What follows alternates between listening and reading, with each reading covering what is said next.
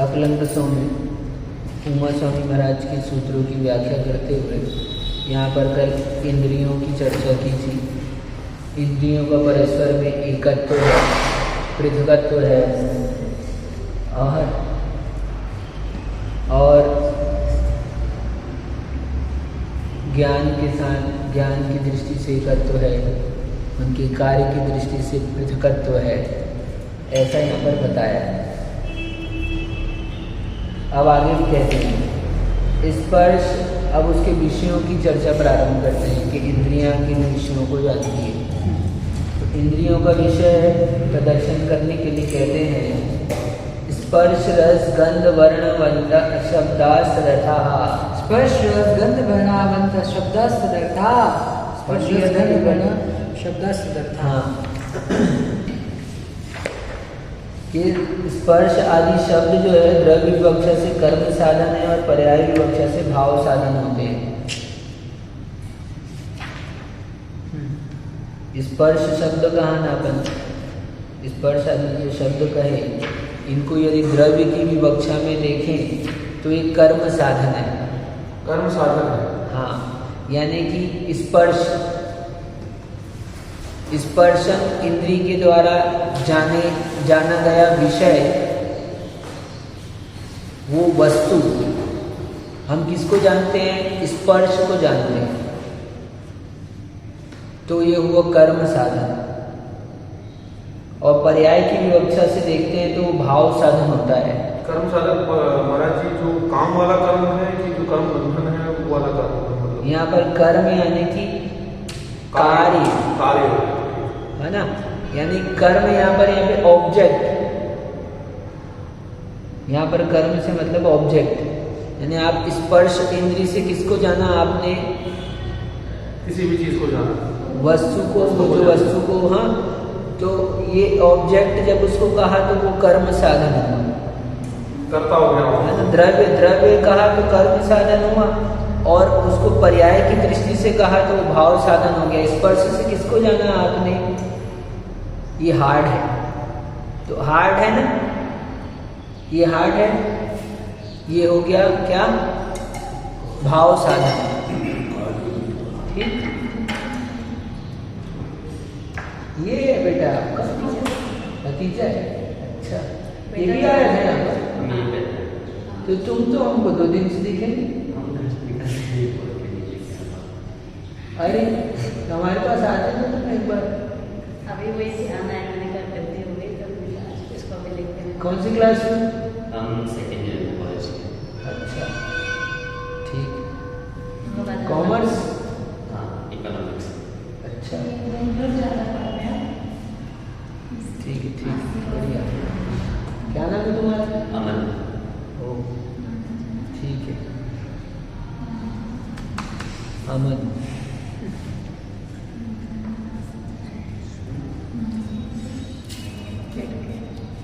अर्थात इंद्रियों के कर्म साधनत्व और भाव साधनत्व में द्रव्य और पर्याय की विवक्षा है। यानी इंद्रियां, हम कह रहे हैं इंद्रियों की चर्चा चल रही है यहाँ पर, स्पर्श रस गंध, और इंद्रियों के विषयों की बात कर रहे हैं। तो इंद्रियों का विषय जो है वो द्रव्य भी है और भाव भी है, ऐसा। तो हम कब किसको कह रहे हैं? तो जब कर्म साधनत्व और भाव साधनत्व में जब द्रव्य को कह रहे हैं तो कर्म साधन, जब पर्याय को कह रहे हैं तो भाव साधन। जब द्रव्य की प्रधानता से वर्णन किया जाता है तब इंद्रियां द्रव्य का सन्निकर्ष करती है, क्योंकि द्रव्य से भिन्न स्पर्श आदि नहीं है। यदि कर्म की विवक्षा से द्रव्य की प्रधानता से अपन वर्णन करें तो हमने किसको छुआ? बोलो, हमने किसको छुआ? हाँ, पेन को छुआ। ठीक है, तो ये हमने पेन को छुआ, लेकिन ये हम द्रव्य की विवक्षा में देख रहे हैं। लेकिन अब बताओ हमने किसको छुआ? और गहराई से विचार करके देखो, ये ठंडा है, स्पर्श, तो हमने ठंडे को छुआ है, स्पर्श गुण का हमने टच किया तो किसको जाना? यहाँ पर फील जाना ना, हार्ड है, स्पर्श को जाना, ठंडा है ये भी जाना, हार्ड है ये भी जाना, तो ये भाव साधन। जब द्रव्य की विवक्षा होगी तो हमने किसको छुआ? तो पेन को छुआ, तुमने सही कहा। लेकिन अब इन्होंने कहा कि नहीं, आपने हार्ड को छुआ। तो भाव यहाँ पे विशेष हो जाएगा। हाँ, भाव विशेष हो गया, पर्याय हो गए, द्रव्य सामान्य हो गया, द्रव्य वस्तु रूप से देख रहे हैं तो द्रव्य, ठीक है। तो इस तरह से तुम सुन रहे हो अमन, तुम सुन रहे हो, तो देखो, तो ये अमन सुन रहा है, किसको सुना इसने? आपको सुना, अपने नाम को सुना। तो इसमें द्रव्य को देखो, अब द्रव्य की विवक्षा में किसको सुना इसने? शब्दों को सुना। पर्याय की विवक्षा में किसको सुना? उस शब्द के भाव को सुना। क्या? शब्द के भाव, पर्याय की विवक्षा में भाव साधन है ना। तो इस तरह से द्रव्य से भिन्न आदि। अमन क्या मतलब होता है? अमन यानी शांति। और एक मतलब होता है अमन का मतलब शांति, तुमने कहा, तो तुमको बताते हैं। अब तुम बोलना बिना मन के, जिनके पास मन नहीं होता। तुम जैन हो ना? बोलो जैन है। और जो तुम्हारे और अदर फ्रेंड्स है वो जैन है कि अजैन? अलग अलग है सब। नहीं, तो अजैन। अजैन है, ठीक है। तुम जैन हो तो वो क्या हो गए? अदर्स अजैन हो गए। बस ऐसे ही जो मन वाला है उसको कहते हैं मन। जिसके पास मन नहीं है उसको क्या कहेंगे? अमन। तो ये परिभाषा बोलना। क्यों? क्योंकि जो भगवान होते हैं उनका मन नहीं होता है।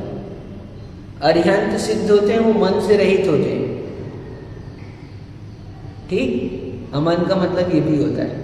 अमन का मतलब तुमने जब शांति कहा तो वो अमन शब्द उर्दू में चला गया, और जब अमन शब्द का अर्थ तुमने ये कहा कि बिना मन वाला, तो ये हिंदी हो गया, ठीक है, ठीक। तो बिना मन वाला, कोई बोलेगा बिना मन वाला यानी कौन? बिना मन का। बोले बिना मन के भगवान होते हैं। हम लोग मन वाले हैं, इसलिए हम लोग क्या बोलते हैं? ये अच्छे हैं, ये बुरे हैं, है ना। और जो भगवान होते हैं उनके लिए क्या होता है? सब बराबर है, सब सेम होते हैं, वो बिना मन वाले होते हैं। तो तुम्हारे लिए सब क्या है? समान। अच्छा ठीक है, समान। समान बन सकते हो, तुम्हारे लिए सब समान हो जाए ऐसा बन सकते हो तुम, इसलिए तुम्हारा नाम है अमन। तो ये हुआ भाव साधन। क्यों बताया हमने ये? अमन शब्द कह रहे थे ना, द्रव्य की विवक्षा में और भाव की विवक्षा में। ये लड़का है, ठीक, हाँ, ये लड़का है द्रव्य की विवक्षा। तो ये हुआ विषय, यानी इंद्रियों से विषय। अच्छा, अच्छे से जाना फिर आना। तुम आओगे फिर वापस? अच्छा लगा गया। अच्छा, ठीक है, आशीर्वाद। अभी पढ़ने में आ रही है। अच्छा, खूब पढ़ो।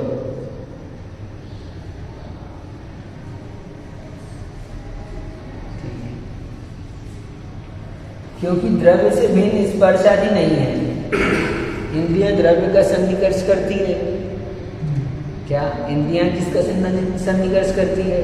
द्रव्य का सन्निकर्ष करती है। और द्रव्य से भिन्न भाव होते नहीं है। अलग से भाव कहाँ मिलेंगे आपको? यदि जब भाव क्यों? रहेंगे ये तो गुणों में ठंडा या गर्म ऐसी कोई चीज लेके आओ, अपने को वस्तु नहीं चाहिए, बस ठंडा या गर्म चाहिए। नहीं, तो जब द्रव्य कहेंगे तो ये लकड़ी है, पाटा है, और फिर ये भाव कहेंगे जो हार्ड है, पीला है, चौकोर है। जब गुणवाची होगा कथन। द्रव्य में भाव परिणित है वो। हाँ द्रव्य में भाव परिणित है उसी में। हाँ, द्रव्य में जो है भाव, द्रव्य जो है भाव से रहित नहीं होता कभी भी। लेकिन हम किस समय में किसको कह रहे हैं यहाँ पर, ये मेन बात है। तो जब समान और विशेषता वाला जो इंद्रियों से हम किसको जान रहे हैं, तो जब हमारे इंद्रियों से हमने बोला कर्म साधन की विवक्षा आएगी, तो हम वहाँ पे द्रव्य को जान गए। इंद्रियों से आप किसको जान रहे हैं? इंद्रियों से आपने जाना रसगुल्ला, जाना कि नहीं जाना? ये सही है। इंद्रियों से जाना मीठा, रसगुल्ला नहीं जाना। इंद्रियों से जाना मीठा, क्योंकि रसगुल्ला कैसा है? बोलो दादा, कैसा है रसगुल्ला? मीठा है ना? हाँ, तो ये मीठा जाना। ठीक, तो जब हम भाव साधन की विवक्षा करते हैं तो पर्याय जानने में आती है। जब द्रव्य साधन की विवक्षा करते हैं तो कर्म, बस कर्म जानने में आते हैं। कर्म साधन द्रव्य, कर्म जानने में, कर्म साधन में द्रव्य जानने में आता है।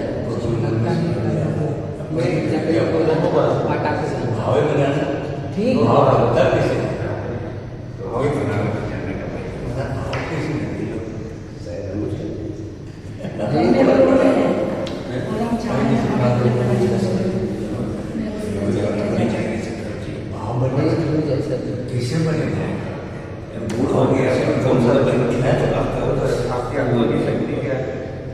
तो यहाँ पर सुनो, आप कहते हैं जैसे नहीं कमंडल का आदमी करना है, तुम तो सब बांट दो हमारा सामान हो रहा है। दादा जी पूछ रहे कि भाव कैसे बनते हैं? जैसे हमारा कोई चीज की इच्छा हो जाए, मैं भी करूँ ऐसा काम, मैं भी व्रत करूँ, वो चीज करूँ, और भाव बनना चाहिए। तो सांसारिक चीजें मटके हुए हैं, तो भाव कैसे बने? तो जब साधुओं के पास आते हो, जैसे आप यहाँ पर आए, तो अभी आप यहाँ पर नहीं बैठते तो आपको प्रश्न आते क्या? अभी प्रश्न करने का मन हुआ ना आपका, ठीक है? अभी घर में रहते तो वहाँ पर ये मन आता कि प्रश्न कैसे करें। तो इसलिए साधुओं के पास आते हैं तो वैसे भाव बनते हैं, धर्म क्षेत्र में आते हैं तो वैसे भाव बनते हैं, तीर्थ स्थान में जाते हैं तो वैसे भाव बनते हैं, ठीक है? तो ऐसे भाव आते हैं। क्षेत्र का वाले भाव बनते हैं, घर से भी भाव बनते हैं, सबका प्रभाव रहता है। जैसे हमारा घर से भी भाव बनता है। हाँ, घर से भी बनता है ना, ठीक है? घर में भी भाव बनते हैं, दूसरे प्रकार के बनते हैं। और कुछ भाव ऐसे भी बनते हैं कि यार हम चले, संसार क्या बना है, हाँ, वो भी तो भाव बना। हाँ, वो भी भाव बना, ठीक है? वो भी भाव, सब भाव है, हर समय भाव हो रहे हैं हमारे, कोई ना कोई। अगर इंद्रियों का काम कर्म और भाव दोनों अगर हम माने, हाँ, तो क्या अल्टीमेट गोल भाव है कि अगर केवल भाव को पकड़ेंगे तो फिर एकांत बना जाएगा? नहीं, तो ये क्या है, यहाँ पर इंद्रियों की चर्चा चल रही है। तो इंद्रियों वस्तुओं को जानती है और वस्तु के भाव को जानती है। तो इसमें यहाँ पर दोनों बात कह रहे हैं। क्या? जब हम इंद्रियों को द्रव्य की विवक्षा में लेते हैं तो इंद्रियां वस्तुओं को जानती है, कह देते हैं, कर्म साधन होती है। और जब इंद्रियों को हम पर्याय की विवक्षा में लेते हैं तो इंद्रियां भाव को जानती है, ठीक है? तो केवल भाव को मात्र जानती है कहेंगे, वो भी गलत है। केवल द्रव्य को जानती है, वो भी गलत है। क्यों? क्योंकि केवल भाव वस्तु नहीं होते, अवस्तु है। कई भाव पाए जाएंगे केवल नहीं, हाँ? भाव मानने से बताओ, जय महाराज। अच्छा साता है महाराज, आनंद से बोला था हमारा, हमने काम बोला, हमने बोला था हमारा यार, तो क्या बोले? बस वो अपना इस टाइप में आचार्य जी क्या बोल रहे? आचार्य बढ़िया, अच्छा, वो साथ साथ ठीक है ना, बढ़िया है ना, अच्छा जोरदार। भाव बनता है। आ रहे नहीं आ रहे, क्या बिहार अभी नहीं है वो ये वाला तो हम नहीं समझ भाव। अच्छा, क्रिया शक्ति से क्या क्रिया हो गई होती है। तो सुनो, अभी कहते हैं क्रिया करके इस विवक्षा में, क्योंकि द्रव्य से भिन्न स्पर्श आदि नहीं होते हैं, तो इस विवक्षा में स्पर्शन आदि में कर्म साधनत्व तो हो जाता है। जैसे स्पर्शते इति स्पर्शः, जो छुआ जाता है वह स्पर्श है, कर्म साधन। स्वाद लिया जाता है,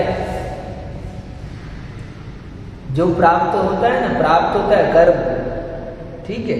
तो स्वाद लिया जाता है, तो रस सूंघा जाता है वह गंध है, वर्णन किया जाता है वह वर्ण है, शब्द किया जाता है वह शब्द है।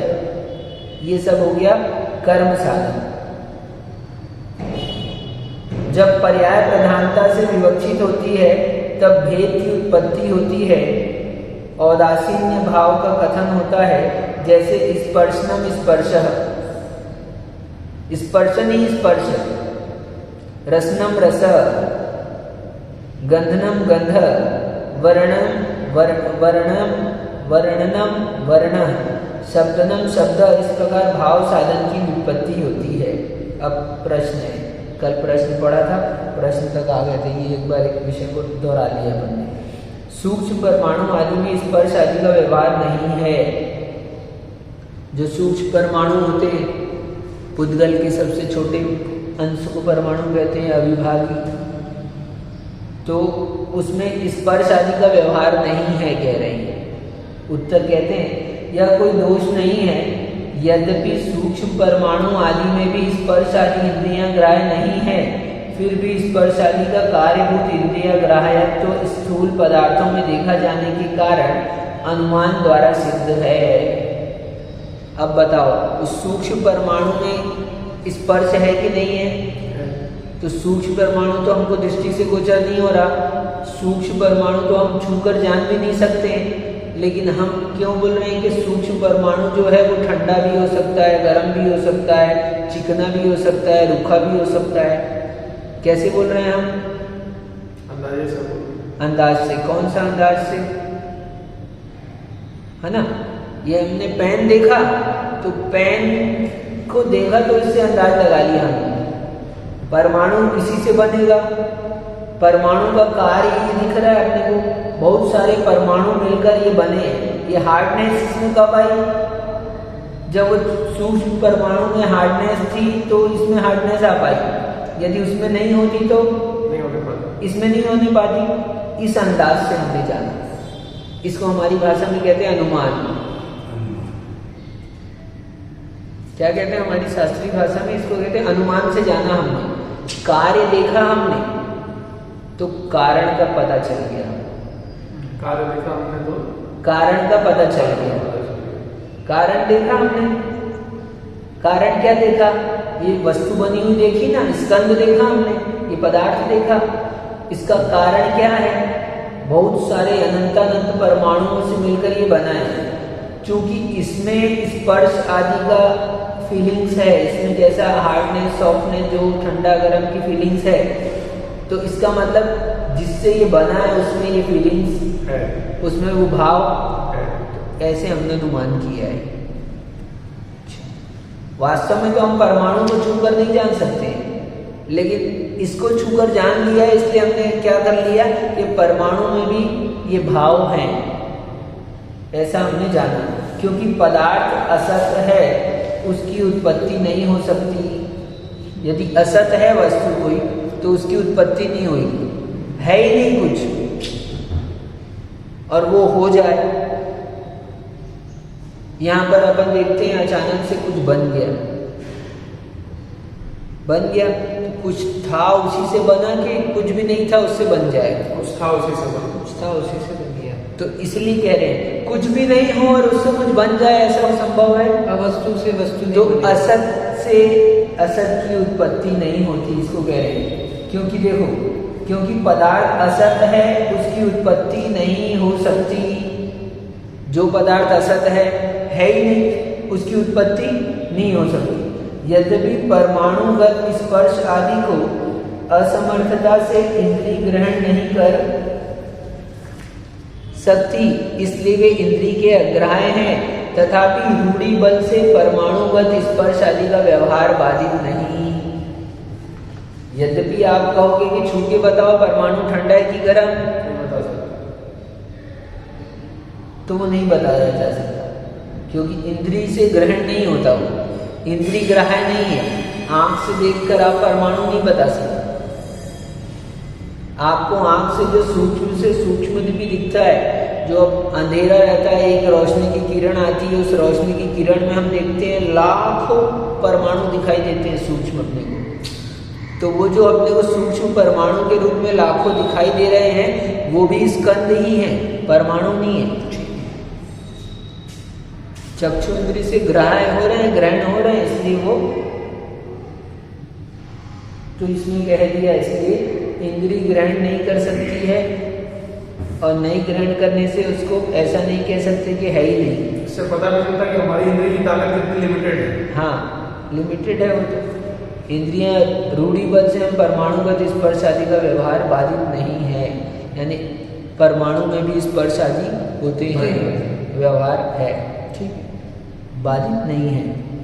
किसके बल से? रूढ़ी के बल से, रूढ़ी बल से। रूढ़ी बल क्या होगा? रूढ़ी से अपन ने अनुमान लगाया था कि जैसे, हाँ। तो अनुमान से अपन ने कहा है ना, तो ऐसे पदार्थ जो हैं असत की उत्पत्ति नहीं होती है, हाँ, सत की उत्पत्ति होती है, तो कुछ है उसी से परमाणु उत्पन्न हुआ है ना, भेदादणु, भेद भेद करके, ठीक है। तो इसमें फील आ रहा है, तो इसका मतलब इससे अब परमाणु भी कर दे, इसको सूक्ष्म सूक्ष्म करके परमाणु कर दे, भले हम उसको नहीं जान पाएंगे लेकिन उसमें भी कुछ ना कुछ भाव होंगे ही, ऐसा। क्योंकि असत की, सत से, सत है ना, ये सत है, तो इस सत से उत्पत्ति हुई है, दोनों तरफ से लगाए, ठीक।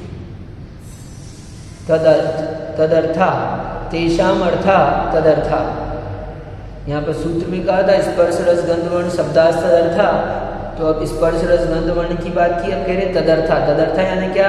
तेषाम अर्था तदर्था, उनका अर्थ। यहाँ पर तत् शब्द से इंद्रियों का ग्रहण है, अर्थात स्पर्श आदि इंद्रियों के विषय हैं। स्पर्श आदि जो हैं वो क्या हैं? इंद्रियों के विषय हैं, इंद्रियों के ऑब्जेक्ट हैं, इंद्रियां जिनको जानती है, ठीक है। ये शंका कहते हैं। तदर्था में तत् शब्द इंद्रिय सापेक्ष होने से असमर्थ हो जाता है, अतः उसका अर्थ शब्द के समास नहीं हो सकता। कह रहे तत् शब्द जो है इंद्रिय सापेक्ष होने से असमर्थ हो जाता है, अतः उसका अर्थ शब्द के समास नहीं हो सकता। वाक्यगत जो अवयव समर्थ होते हैं उन्हीं का आपस में समास होता है, असमर्थ अवयवों का समास नहीं होता। जो अवयव दूसरे पदार्थों की अपेक्षा रखते हैं वे असमर्थ कहे जाते हैं। तदर्था इसमें रहने वाला तत् शब्द इंद्रियों की अपेक्षा रखता है, इसलिए असमर्थ है। इस रीति से तेषाम अर्था तदर्था, यह जो तदर्थ शब्द का षष्ठी तत्पुरुष समास ऊपर कहा गया है वह अनुचित है, सो ठीक नहीं। अब उसने प्रश्न किया कि आपने यहाँ पर कर दिया तेषाम अर्था तदर्था, तदर्थ शब्द लिखा हमने, तो तदर्थ शब्द जो है वो समासिक शब्द है, यानी छोटा करके लिखा हुआ है। किसको छोटा किया? तेषाम अर्था तदर्था, इसको हमने छोटा कर दिया तदर्थ, तो ये हुआ षष्ठी तत्पुरुष समास। तो वो कह रहे हैं कि आपने इसको षष्ठी तत्पुरुष समास में लिख तो दिया है, लेकिन ये षष्ठी तत्पुरुष समास बनना नहीं चाहिए। क्यों नहीं बनना चाहिए कह रहे हैं वो? क्योंकि जो आप तेषाम अर्थ कह रहे हो, तो तेषाम जो है वो स्वयं दूसरे पर आधारित है, वो शब्द जो है असमर्थ है अपने अर्थ को कहने में, इसलिए तो कहते नहीं, ऐसा नहीं है। सुनो उत्तर, प्रश्न आया समझ में? तदर्थ के ऊपर में व्याकरण से प्रश्न कर रहे हैं, सूत्र के ऊपर में तदर्थ शब्द हमने प्रयोग किया था सूत्र में, तो उस तदर्थ शब्द का यहाँ पर उसके लिए बात कर रहे हैं। तो नित्य सापेक्ष संबंधी शब्दों में गमकपना रहने से समास हो जाता है, अथवा यह कोई दोष नहीं है। पहला हम देते हैं तर्क कि जो नित्य सापेक्ष संबंधी शब्द हैं वो भी क्या होते हैं? शब्दों में गमकपना होता है। वो यानी गमक यानी वो उनका अर्थ बताते हैं, अपने अर्थ को बताते हैं, माने, है ना। गमकपना रहने से समास हो जाता है, इसलिए समास कर दिया है। अथवा या फिर कोई दोष नहीं है। क्यों? जहाँ पर गमकता रहती है वहाँ पर भी समास हो जाता है। जिस प्रकार सदा अपेक्षा रखने वाले संबंधी शब्दों में गमकपना माना जाता है, उसी प्रकार जितने भी नित्य सापेक्ष शब्द है उन सब में माना जाता है।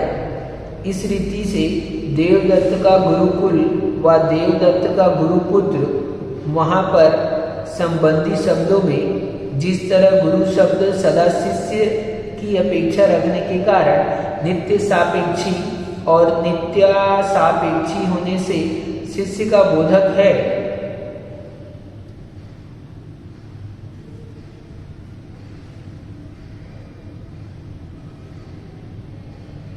अपेक्षा रखने के कारण नित्य सापेक्षी और नित्य सापेक्षी होने से दो बार नित्य सापेक्षी कैसे लिखा है?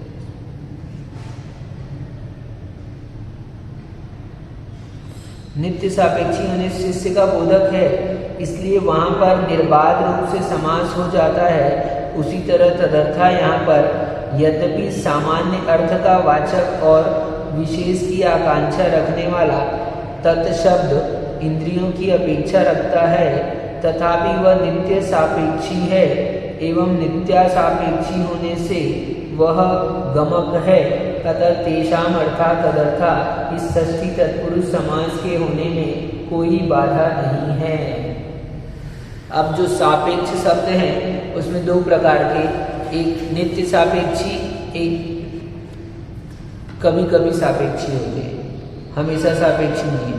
तो वो कह रहे हैं कि नित्य सापेक्षी शब्द है उनमें समास होने में कोई बाधा नहीं है।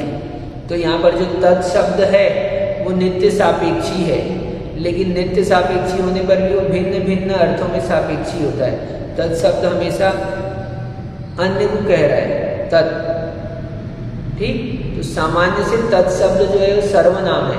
सर्वनाम किसको कहते पता है? जो सबके साथ लग सके, जो सबके साथ लग सके। हाँ, संज्ञा के बदले प्रयुक्त होने वाले शब्द सर्वनाम कहते हैं, सामान्य परिभाषा। और उसके साथ तद लगाया जा सकता है। वो सर्व नाम यानी सभी का नाम बन सकता है। हमने कह दिया द एक्सेट्रा, द कह दिया हमने, तो द ये हो गया सर्वनाम, ठीक। लेकिन पेन ये नेम हो गया, द पेन, ठीक, यूज किया जा सकता है इस तरह से। तो यहाँ पर कह रहे हैं जो तत् शब्द है, तत्, ये तत् शब्द स्वयं में सर्वनाम है और ये नित्य सापेक्षी है। नित्य सापेक्षी होने से हमने इसमें षष्ठी तत्पुरुष समास किया है। नित्य सापेक्षी है इसका मतलब क्या है कि हमेशा पर की अपेक्षा रखता है, किसी को कह रहा है। स्वयं क्या है? तत्, तत् यानी कौन, किसी के बदले में भी प्रयोग किया जा सकता है, उसके लिए तत्, है ना। अपेक्षा से ही हमेशा पर सापेक्ष। तो यहाँ पर इंद्रिय, यहाँ पर इसलिए कह रहे हैं, इसमें बहुत अच्छा एक चीज दिया है, गुरु शब्द। गुरु शब्द, गुरु, गुरु शब्द कहा है, इसका मतलब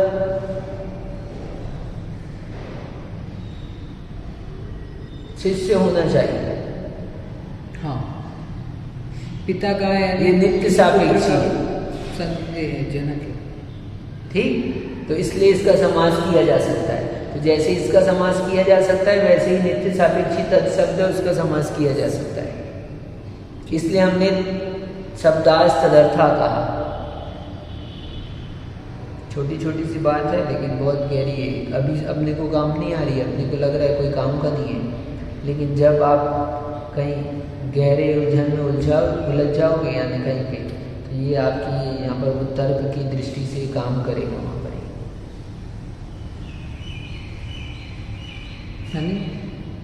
यानी थोड़े समय के बाद में आता है समझ आएगा, रहने तो। गुरुपुत्र, इस रीति से देवदत्त का गुरुकुल अर्थात देवदत्त का गुरुपुत्र, यहाँ पर संबंधी क्रम के अनुसार गुरु शब्द सदा शिष्य की अपेक्षा रहने के कारण नित्य सापेक्षी और नित्य सापेक्षी होने से शिष्य का बोधक है, इसलिए वहाँ पर निर्बाध रूप से समास हो जाता है। तदर्था यहाँ पे सामान्य अर्थ का वाचक और विशेष की आकांक्षा रखने वाला तद शब्द इंद्रियों की अपेक्षा रखता है, वह नित्य सापेक्षी है। इट मीन्स आप ये कह रहे हैं कि जैसे कोई पिता है तो बोले पिता कब बना? पुत्र मैं तुम्हारा पिता हूँ, तो पुत्र बोले कि पिता बने आप, मैं हुआ Subject तब change। वही ना। हाँ, यही बोल रहे ना आप तर्क में। बोलो बोलो बोलो, सुनते हैं तो नहीं, तुम मैं तो प्रवचन में सुना तो मैंने कहा यही विषय है। बोलो ना तो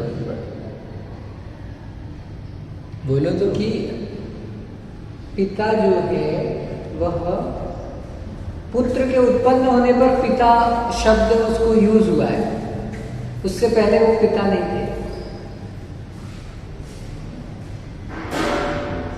वही बोल रहे ना। वो महाराज गाना गाते हैं ना, याद है क्या प्रणस? हमने बनाया। इंद्रिय क्रम के अनुसार ही स्पर्श आदि का क्रम रखा गया है। अब यहाँ पर दे रहे हैं जो इसको अपने स्पर्श रस गंध वर्ण आदि कहा, तो इंद्रिय क्रम के अनुसार ही स्पर्श आदि का क्रम रखा गया है। यहाँ पर स्पर्शन इंद्रिय स्पर्श को, रसना इंद्रिय रस को, घ्राण इंद्रिय गंध को, चक्षु इंद्रिय वर्ण को, श्रोत इंद्रिय शब्द को क्रम से ग्रहण करती है। ये सब क्रम से ग्रहण होता है ना। स्पर्श रसन आदि सामान्य रूप से पुद्गल द्रव्य के गुण हैं। स्पर्श रस आदि क्या है? सामान्य से पुद्गल द्रव्य के गुण हैं। अब सुनो, अब दार्शनिक पक्ष आ गया। परंतु न्यायिक और वैशेषिक मत वालों मतावलंबियों ने इनके विषय में विशेष कल्पना इस प्रकार कर रखी है कि पृथ्वी में रूप रस गंध और स्पर्श 4 गुण रहते हैं। अच्छा है क्या? पृथ्वी में लाओ बोर्ड यूज करें, थोड़ा मन लगे तुम लोगों का। वाला दार्शनिक पक्ष में अच्छा काम में आ रहा है। छोटा बोर्ड है तो भूल जाते हैं, उसमें मिटा दें इंद्रिय मिटा दें। इंद्रिय देख लिया अपन ने, द्रव्य भाव, द्रव्य निवृत्तिकरण, देवी बाह्य अभ्यंतर लब्धि उपयोग भाव विज्ञान ज्ञान से उपसम परिणाम।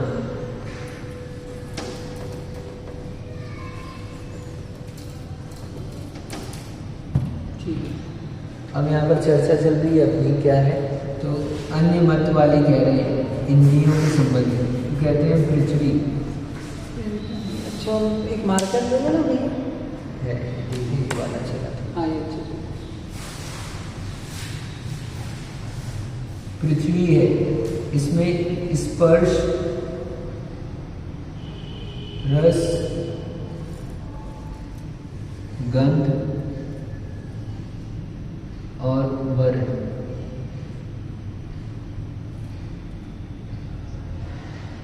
पृथ्वी में 4 गुण हैं। न्यायिक और वैशेषिक मत वालों मतावलंबियों ने ये अपनी विशेष कल्पना कर रखी है। हमने क्या कहा? हमने तो ऊपर कहा जो पुद्गल द्रव्य के गुण हैं, क्या स्पर्श रस आदि, ये सामान्य रूप से पुद्गल द्रव्य के गुण हैं।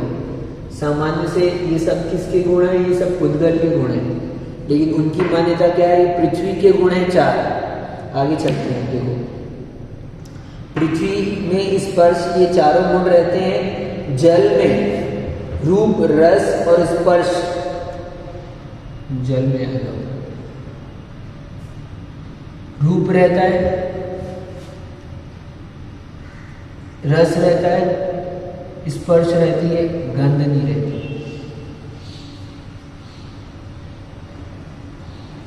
ठीक, फिर आगे चलते हैं। ये कह रहे हैं इसमें जल में रूप रस और स्पर्श ये 3 गुण रहते हैं। गंध गुण उसमें नहीं माना है, तथा उसे बहने वाला और स्निग्ध भी माना है। बहता है और स्निग्ध, चिकना कहते हैं उसको। तेज में रूप और स्पर्श ये 2 गुण ही माने हैं। अब तेज यानी अग्नि, इसमें क्या है? इसमें रूप है और स्पर्श है। ये दो ही गुण हैं इसमें।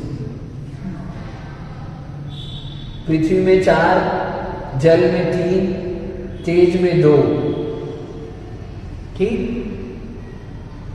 तेज में 2, क्योंकि कहाँ गए, तेज में रूप और स्पर्श ये 2 ही गुण माने हैं, गंध और रस का उनमें अभाव है। और वायु में केवल स्पर्श गुण ही माना है। और वायु आ जाओ, वायु में केवल एक स्पर्श, ये ऐसा उनकी मान्यता है। वायु में एक स्पर्श गुण ही, कहाँ गया, वायु में केवल एक स्पर्श गुण ही माना है, शेष गुणों की वहां पर योग्यता नहीं है, इसलिए उनका अभाव है, ऐसा उनका मानना है। किनका, न्यायिक और वैशेषिक का, कि पृथ्वी में 4 गुण, जल में 3 गुण, अग्नि में 2 गुण, वायु में 1 गुण। पर हम क्या कहते हैं, सुनो इसको बात को। आकाश में आएगा, हाँ नहीं, 4 चतुष्टय, भूत चतुष्टय है ना। पंचभूत भी कहते हैं, आकाश सर्वव्यापी, आकाश सामान्य उसको लेते हैं तो ले भी लेते हैं। पंचभूत कहते हैं तो आकाश को शामिल कर लेते हैं, ये तो भूत चतुष्टय कहते हैं, तो ये भूत चतुष्टय कहलाते हैं, पृथ्वी आदि। तो इसमें कह रहे हैं वायु में केवल स्पर्श, शेष गुणों का उनमें अभाव, परंतु न्यायिक आदि का यह मानना ठीक नहीं है, क्योंकि इन चारों गुणों का आपस में साहचर्य संबंध है। अब हमने कह दिया कि ये जो 4 गुण हैं, स्पर्श रस गंध वर्ण, ये एक साथ पाए जाते हैं, इनमें साहचर्य संबंध है। ऐसा नहीं होता कि ये लोग अलग अलग हों, ये सब एक है तो वहां पर सभी पाए जाएंगे, कनेक्टिंग। ऐसा एक भी नहीं है कि अलग हो सके। तो ये कह रहे हैं इनमें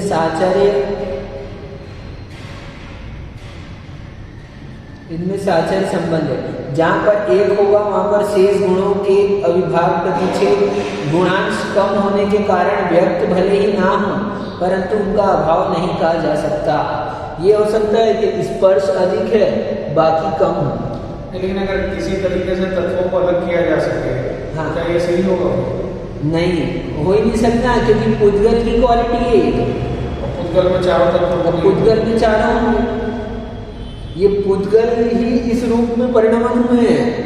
हमारे ये सेपरेट नहीं है, हमारे एक पुद्गल के ये परिणमन है सब। इनके लिए जो पुद्गल परमाणु है,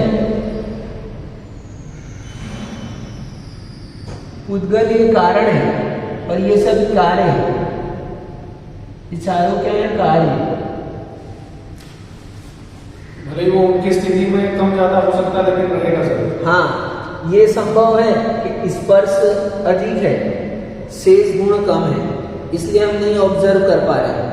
लेकिन जब, और ये भी कि जब तक चारों तत्व नहीं होंगे तब तक क्रिएट भी नहीं होगा। हाँ, वो तो होना जरूरी है। ये होंगे, एक है ना कि ये 4 गुण होंगे, तत्व ये अलग अलग हो। पृथ्वी मात्र रह जाए, हो भी सकता है। पृथ्वी कन्वर्ट हो जाए जल में, ये भी पॉसिबल है। जल कन्वर्ट हो जाए अग्नि में, ये भी पॉसिबल है। क्यों? क्योंकि इन सब का कारण एक पुद्गल परमाणु।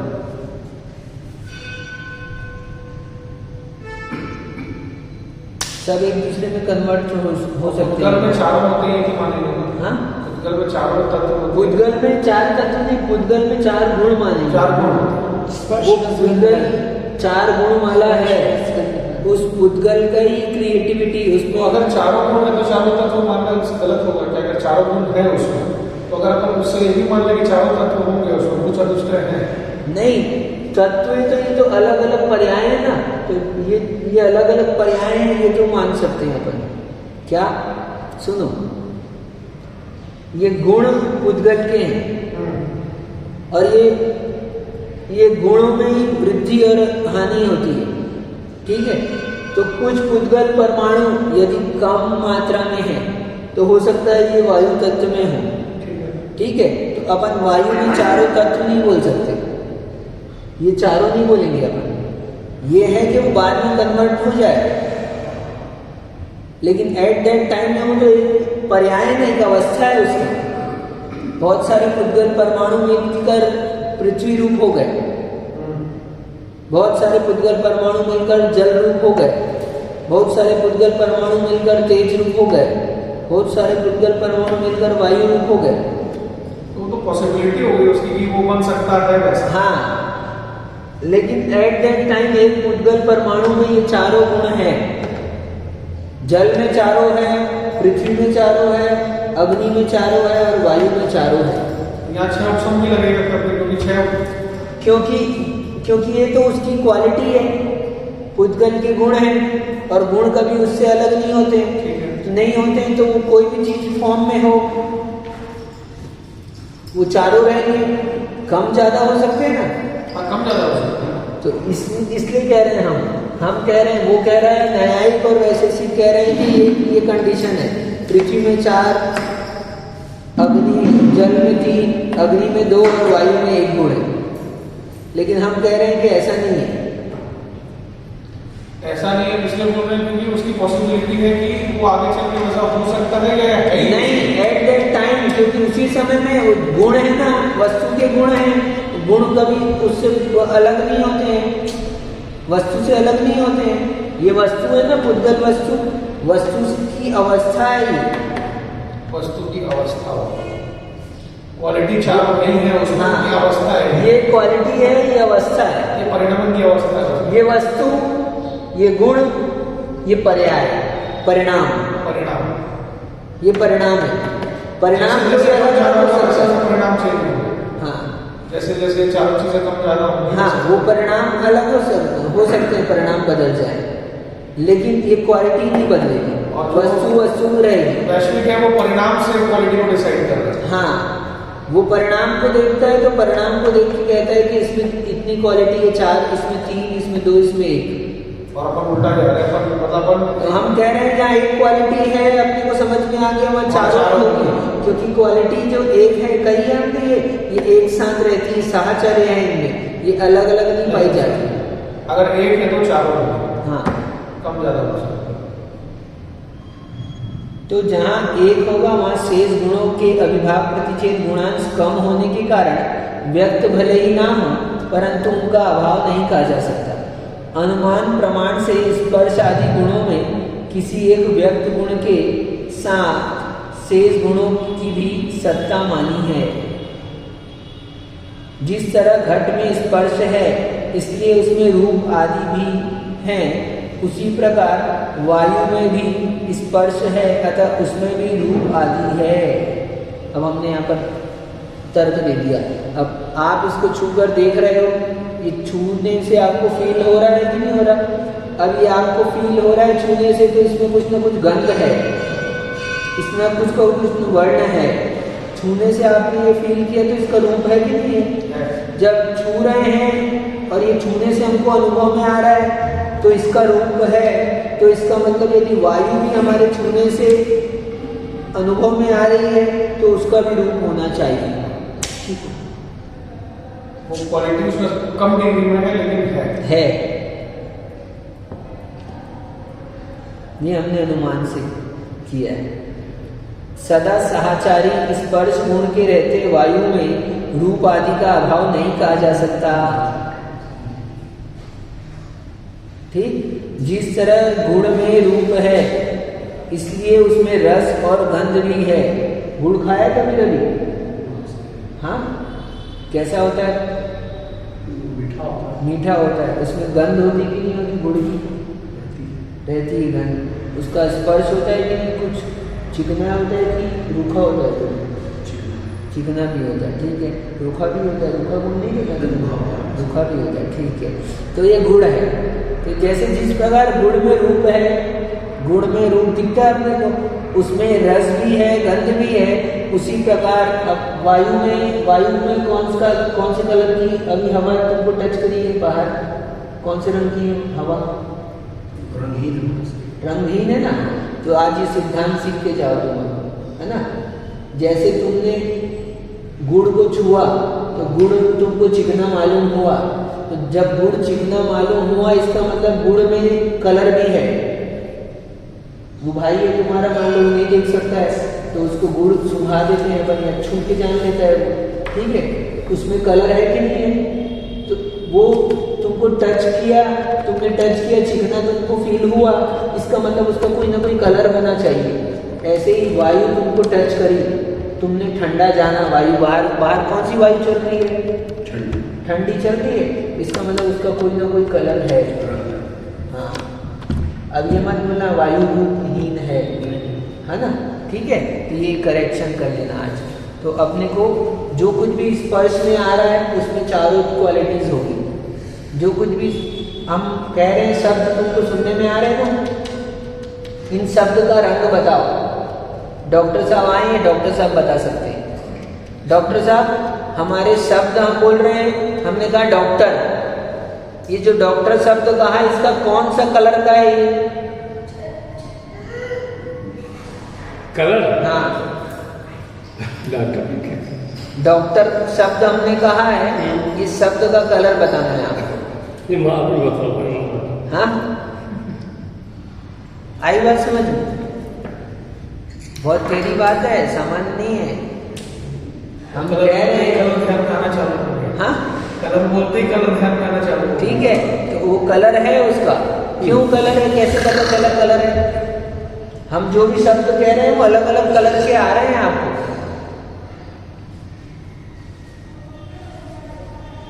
कलर है कि नहीं? कैसे पता चला कलर है शब्दों का?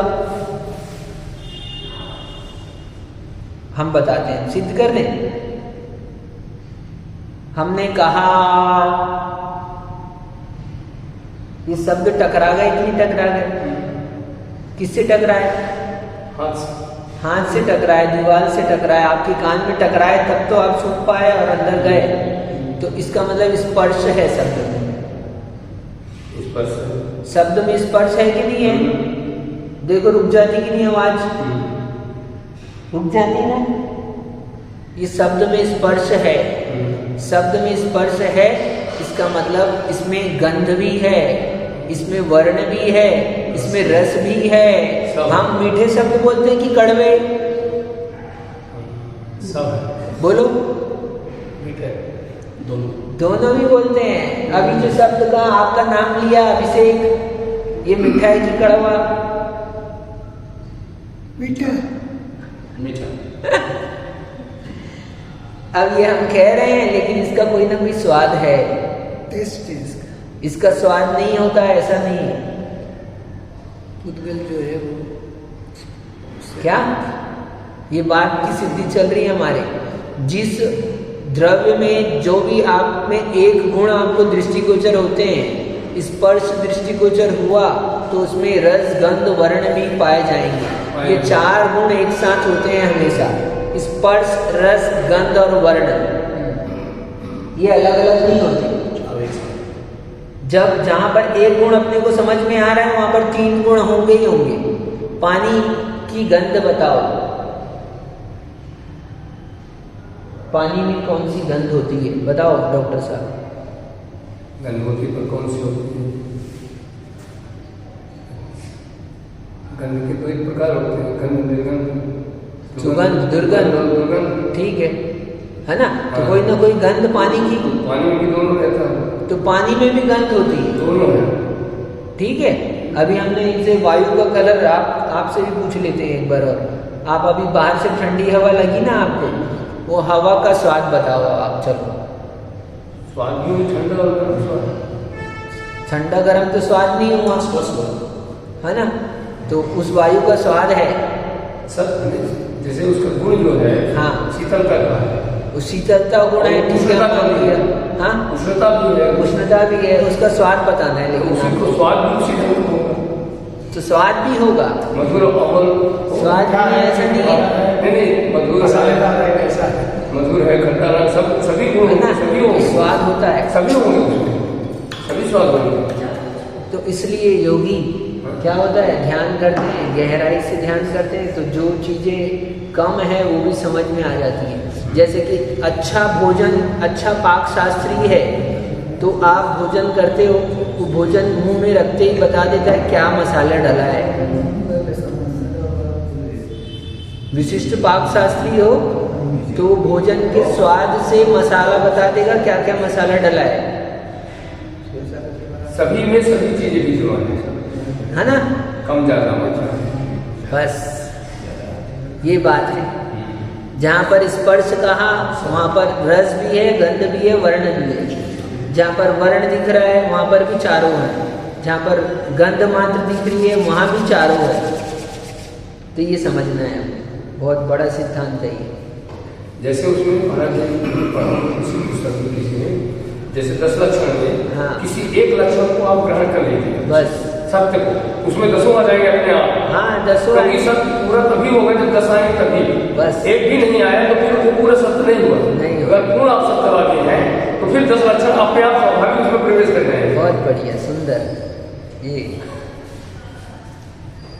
तो ये कह रहे हैं सदा साक्षात स्पर्श गुण के रहते वायु के रूप आदि का अभाव नहीं कहा जा सकता। जिस तरह गुण में रूप है इसलिए उसमें रस और गंध भी है, उसी प्रकार तेज में भी रूप है, अग्नि में उसमें भी रस और गंध है। अग्नि की गंध होती है। रूप के रहते रस और गंध का उसमें अभाव नहीं कहा जा सकता। जिस प्रकार आम्र फल में रस है इसलिए उसमें गंध भी है, उसी प्रकार जल में भी रस है इसलिए उसमें भी गंध है। रस के मौजूद रहते जल में गंध का अभाव नहीं कहा जा सकता। ठीक है। किंच जल आदि में बहुत बड़ा लिखा है, जल आदि में गंध आदि गुणों की साक्षात उपलब्धि भी होती है। किंचित जल आदि है उसमें गंध आदि गुणों की साक्षात उपलब्धि भी होती है। हर समय जल का गंध नहीं आ रहा हो ऐसा नहीं कहना। जल में गंध साक्षात अपन अनुभव से जान भी सकते हैं। ऑर्डर बोलते हैं क्या?